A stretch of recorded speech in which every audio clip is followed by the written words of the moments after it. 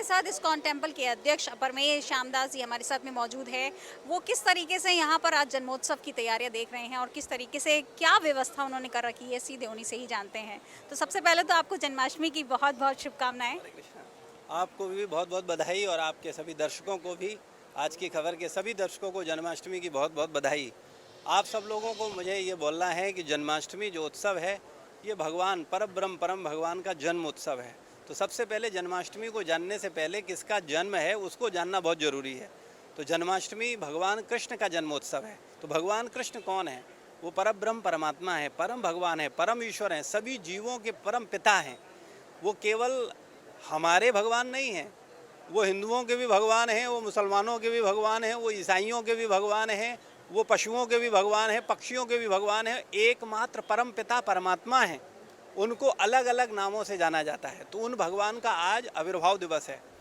होता भी यह है कि हम लोग जब किसी के विषय में जानना चाहते हैं या देखना चाहते हैं तो अक्सर लोग सोचते हैं कि हम दर्शन कर लिया भगवान के मंदिर में, जैसे आप लोग आए हैं, बहुत सारे लोग आ रहे हैं, वो दर्शन कर रहे हैं, लेकिन वो दर्शन करके केवल बाह्य रूप से जा रहे हैं। दर्शन किया उन्होंने, बहुत अच्छे दर्शन हुए, लेकिन दर्शन किए कहाँ से? आँखों से। आँखों से दर्शन नहीं होता, कानों से दर्शन होता है।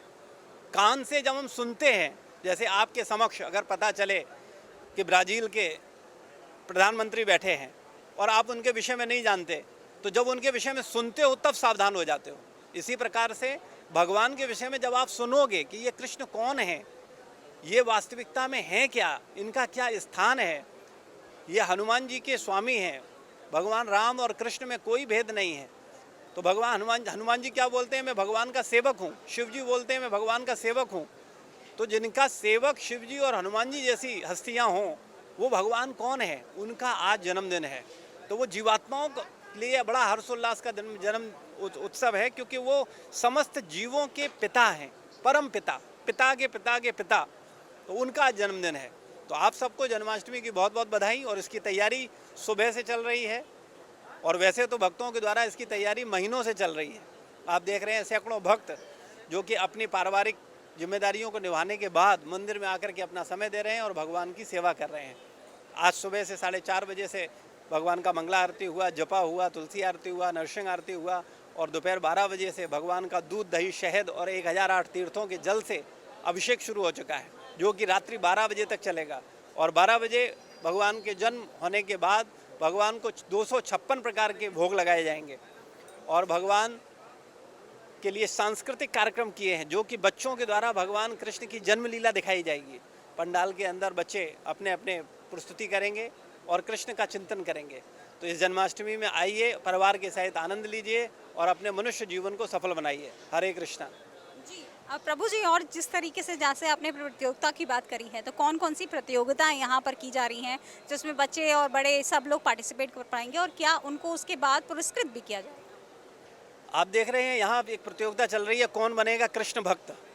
तो ये प्रतियोगिता कर रहे हैं यूथ और बच्चे, गुरुकुल के बच्चे, जिनको ऑनलाइन ऑफलाइन क्लास देकर के शिक्षा दी जा रही है, वैदिक एजुकेशन, जिससे वो अपने गीता को समझें, भागवत को समझें। तो उन बच्चों के द्वारा चल रहा है कौन बनेगा कृष्ण भक्त, और बड़े सिंपल सिंपल प्रश्न पूछे जा रहे हैं और उनको प्रेरणा दी जा रही है कि वो भगवान के भक्त बने, वो जाने अपनी सनातन संस्कृति को, और उनको जो अच्छा परफॉर्म कर रहे हैं उनको गिफ्ट दिए जा रहे हैं। तो इस तरीके से कार्यक्रम चल रहे हैं। सांस्कृतिक कार्यक्रम है, उसमें भी बच्चे पार्टिसिपेट करेंगे और वो मिलकर के भगवान के जन्म उत्सव को मनाएंगे। प्रभु जी, जिस तरीके से 2 साल कोविड काल रहा था, उसके चलते लोग बहुत भय में थे।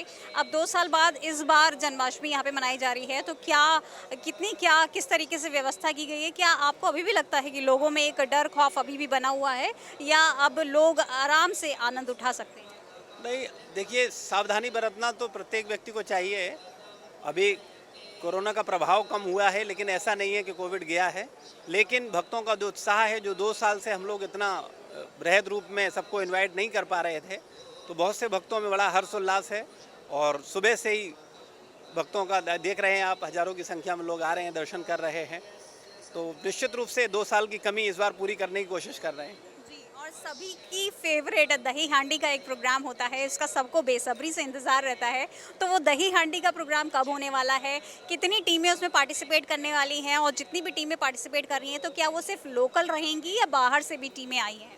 नहीं, यहाँ लोकल के ही भक्त हैं जो भक्त दही हांडी है, एक नहीं, दो नहीं, भक्तों के उत्साह को देखते हुए 5 दही हांडियों का व्यवस्था किया गया है और सारे भक्त उत्साहपूर्वक उन हांडियों को फोड़ेंगे और भगवान का नंद उत्सव मनाएंगे। और कल के दिन हमारे संस्थापकाचार्य एशी भक्ति वेदांत स्वामी श्रील प्रभुपाद जी का जन्म दिवस भी है, तो उसको भी हम लोग सेलिब्रेट करेंगे। अच्छा प्रभु जी, एक आखिरी सवाल ये है कि जैसा होता है जब भी किसी का जन्म होता है तो हर जन्म में हम पूछते हैं ना कि तुम कितने साल के हो गए, तो इस बार हमारे कान्हा जी कितने साल के हो गए? हरे कृष्णा। भगवान का जन्म वास्तविकता में नहीं होता, उनका नाम है अजन्मा। भगवान का शरीर हमारे आपके शरीर जैसा नहीं है। जैसे हमारे शरीर का जन्म हुआ है, माँ के गर्भ में 9 महीने तक रहे हैं, ऐसा भगवान का जन्म नहीं होता। भगवान के माता पिता भगवान चुनते हैं, हमारे माता पिता हम नहीं चुनते। अगर हमें मौका मिला होता कि हम माता पिता चुनेंगे तो हम अपनी भौतिक बुद्धि से सोचते कि हमारे तो माता पिता बड़े अमीर होना चाहिए, या बड़े लीडर होने चाहिए, बड़े अभिनेता होना चाहिए, लेकिन हमारे पास ये चॉइस नहीं है। लेकिन भगवान चुनते हैं कि मैं कौन पवित्र जीवात्मा का पुत्र बनूंगा। तो भगवान का जन्म और भगवान के कर्म दोनों दिव्य हैं। जन्म कर्म चमे दिव्यम यो वेति तत्वतः त्यक्त्वा देहम पुनर्जन्म नेति मामेति सुअर्जुना। भगवान बोलते हैं कि मेरा जन्म और मेरे कर्म दिव्य हैं, जो उन्हें जान जाता है वो जन्म मृत्यु के चक्र से छूट जाता है। तो भगवान अनादि आदि, जब कुछ नहीं था तब भी भगवान थे, और जब कुछ नहीं रहेगा तब भी भगवान रहेंगे। सर्व कारण कारणम। ईश्वर जो है वो परम भगवान श्री कृष्ण है। ईश्वर परमा कृष्ण सच्चिदानंद विग्रह अनादि आदि गोविंद सर्व कारण कारण। मैं चाहूंगी कि आप आज की खबर के माध्यम से हमारे व्यूअर्स को एक मैसेज दें। आज की खबर के सभी दर्शकों से मेरा निवेदन है, अगर आप सच में जन्माष्टमी मनाना चाहते हैं, सच में भगवान का दर्शन करना चाहते हैं, तो आंखों से नहीं कानों से दर्शन करिए। और जैसा कि मैं हर साल आप सबको निवेदन करता आया हूँ, श्रीमद् भगवद गीता का एक श्लोक नियमित पढ़िए।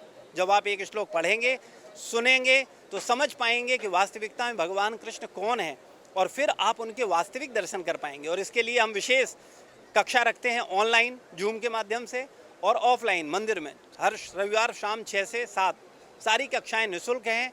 कोई भी व्यक्ति वैदिक एजुकेशन लेकर के अपने जीवन में संस्कार ला सकता है और आध्यात्मिक चेतना जगा सकता है। तो आप सब आइए, आप सबका स्वागत है। मनुष्य जीवन को सफल करिए और गीता का एक श्लोक नियमित अवश्य पढ़िए।